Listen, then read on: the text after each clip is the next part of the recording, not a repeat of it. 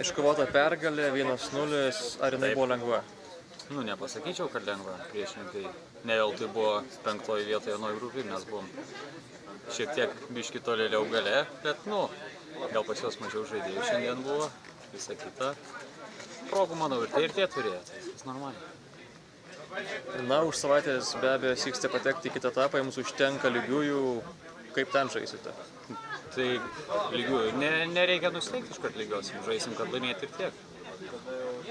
Tas varžovas, kaip manote, labai tikėjosi šiandien pergalės ir tas jų pelnytas įvartis jums buvo turbūt netoks lauktas.